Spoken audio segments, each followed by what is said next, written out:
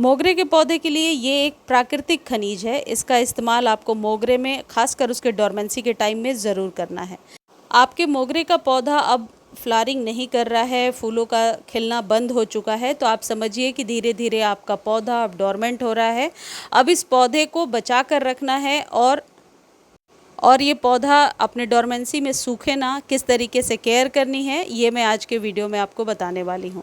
देखिए, मोगरे पर लगातार न्यू शूट्स इसके डोरमेंसी में भी आती रहती हैं, लेकिन कलियाँ नहीं बनती हैं। तो आपको अपने पौधे को नाइट्रोजन युक्त खाद ज़रूर देना है, जिससे कि इसकी पत्तियाँ हरी भरी रहें और न्यू शूट्स आती रहें।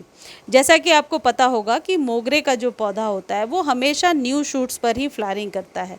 तो यदि आप इसमें नाइट्रोजन की अच्छी मात्रा बना कर रखते हैं तो एक तो हरी भरी पत्तियां रहती हैं, दूसरी चीज़ न्यू शूट्स आएंगी और फैब के फर्स्ट वीक के बाद ही यानी बसंत पंचमी के बाद आप अपने पौधे पर बहुत अच्छी फ्लावरिंग ले पाएंगे।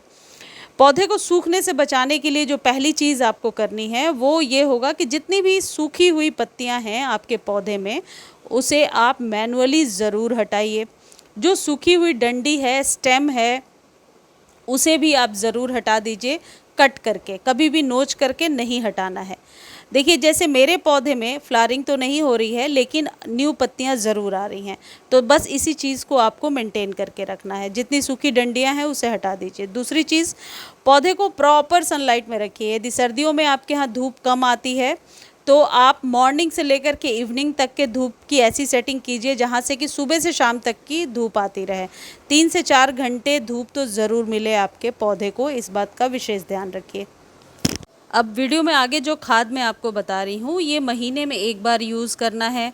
और मोगरे के पौधे को इस चीज़ का ध्यान रखना है कि पानी विशेष नहीं देना है। ज़्यादा पानी से पत्तियाँ पीली होकर के गिरने लगेंगी।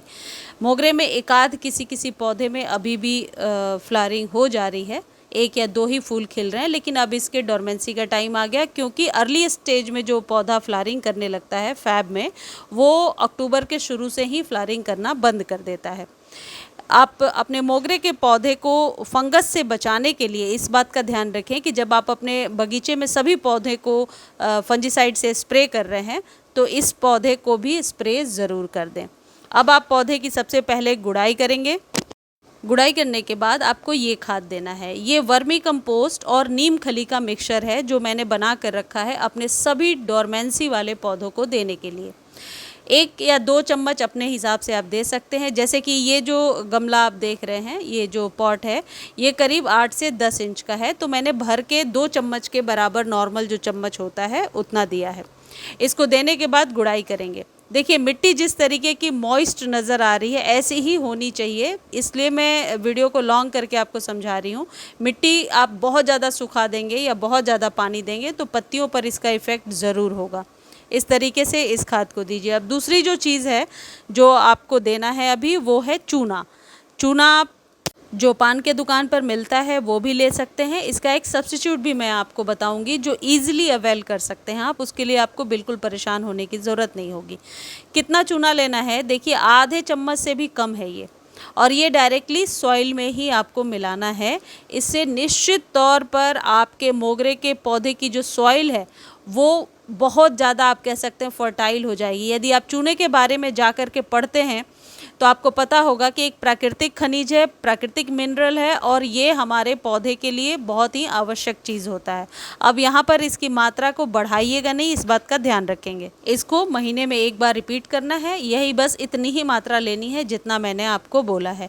इसके मल्टीपल फ़ायदे हैं और मोगरे पर चूने का इस्तेमाल हमेशा ही बेहतरीन होता है। इसको देने के पहले मिट्टी हल्की मॉइस्ट हो तो बेहतर है। अच्छा, जो लोग पूछ रहे थे कि अभी क्या हम मोगरे को शिफ्ट कर सकते हैं, पॉट चेंज कर सकते हैं, नहीं, ये सब करने का समय चला गया। आपको बरसातों में करना था या फिर आप स्प्रिंग के सीज़न में करेंगे। दूसरी जो चीज़ है ये है चॉक।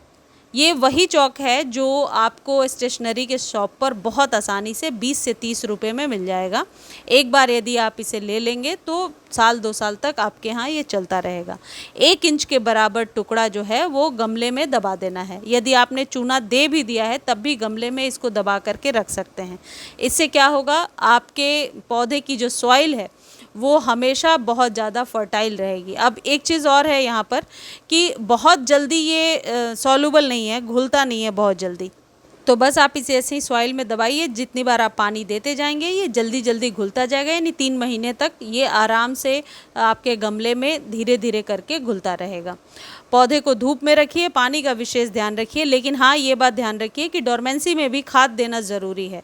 जो लोग लिख रहे हैं मोगरे के बारे में कि पत्तियाँ पीली हो रही हैं, सूख रही हैं, वो ध्यान रखें कि निश्चित तौर पर अपने पौधे को खाद दीजिए। किसी भी प्रकार के पोटेशियम युक्त खाद को अभी आप मोगरे में ना दें, क्योंकि अब पोटाश जो है बहुत ज़्यादा हेल्प करता है कलियों को बनाने में। तो अभी कलियां नहीं खिलाएगा पौधा, तो वो खाद ना दें। लेकिन नाइट्रोजन युक्त खाद, जैसा कि मैंने शुरू में बताया, अपने पौधे को ज़रूर दीजिए।